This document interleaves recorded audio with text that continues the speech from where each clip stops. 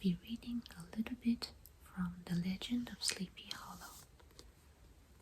I will just be reading the introduction of the story so you can get a taste of it.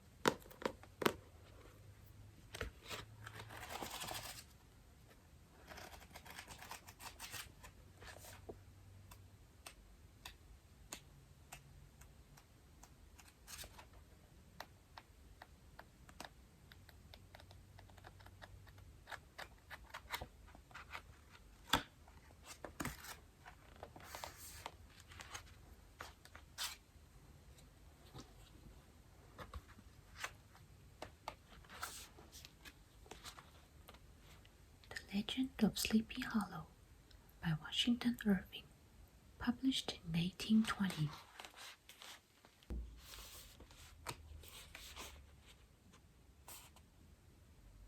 In the bosom of one of those spacious coves which indent the eastern shore of the Hudson,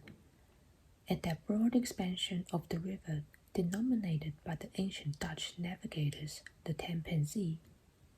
and where they always prudently shortened sail and implored the protection of St. Nicholas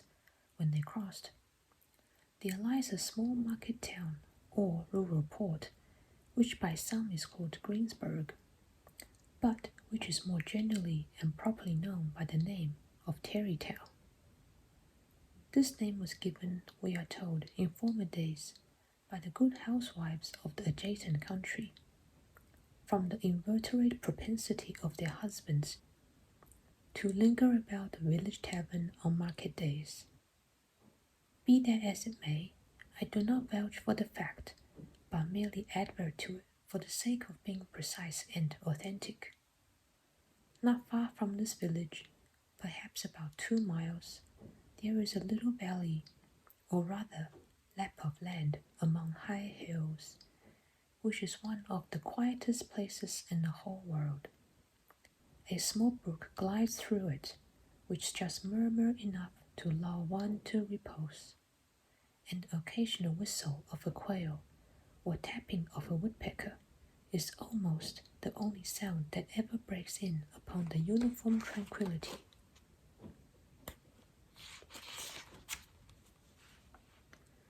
I recollect that, when a stripling, my first exploit in squirrel shooting was in a grove of tall walnut trees that shades one side of the valley.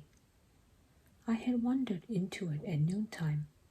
when all nature is peculiarly quiet,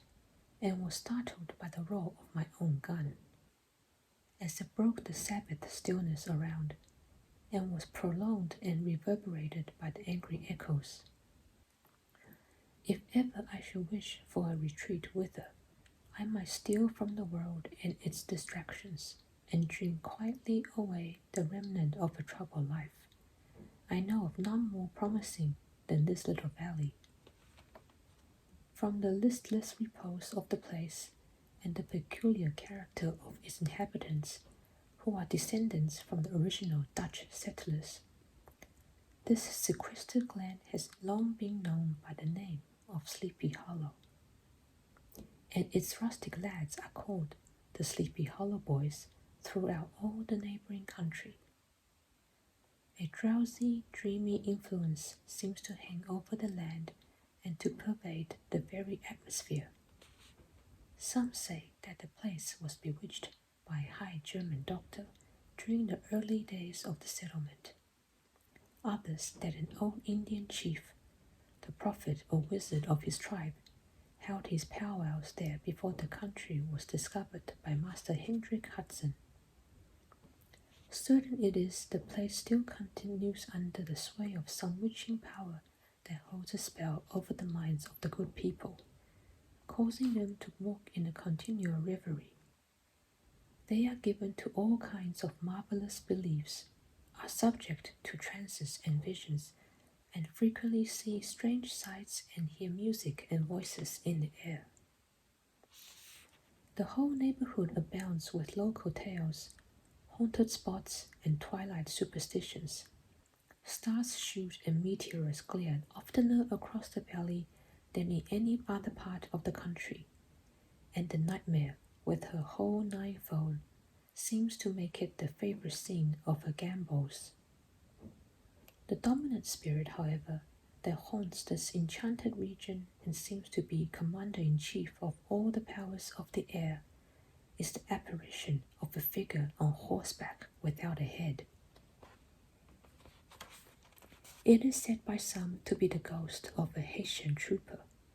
whose head had been carried away by a cannonball in some nameless battle during the Revolutionary War, and who is ever and anon seen by the country folk, hurrying along in the gloom of night, as if on the wings of the wind. His haunts are not confined to the valley, but extend at times to the adjacent roads, and especially to the vicinity of a church at no great distance. Indeed, certain of the most authentic historians of those parts, who have been careful in collecting and collating the floating facts concerning this spectre, allege that, the body of the trooper having been buried in a churchyard, the ghost rides forth to the scene of battle in nightly quest of his head, and that the rushing speed with which he sometimes passes along the hollow like a midnight blast is owing to his being belated and in a hurry to get back to the churchyard before daybreak. Such is the general purport of this legendary superstition, which has furnished materials for many a wild story in that region of shadows, and the spectre is known at all the country firesides by the name of the Headless Horseman of Sleepy Hollow.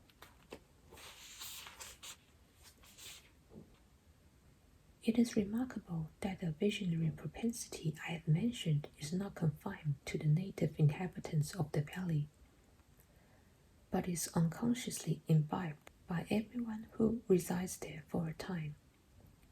However wide awake they may have been before they enter that sleepy region, they are sure in a little time to inhale the witching influence of the air and begin to grow imaginative, to dream dreams and see apparitions. I mention this peaceful spot with all possible laud, for it is in such little retired Dutch valleys, found here and there embosomed in the great state of New York, the population, manners, and customs remain fixed, while the great torrent of migration and improvement, which is making such incessant changes in other parts of this restless country, sweeps by them unobserved. They are like those little nooks of still water which border a rapid stream, where we may see the straw and bubble riding quietly at anchor, or slowly revolving in their mimic harbor, undisturbed by the rush of the passing current. Though many years have elapsed since I trod the drowsy shades of Sleepy Hollow, yet I question whether I should not still find the same trees and the same families vegetating in its sheltered bosom.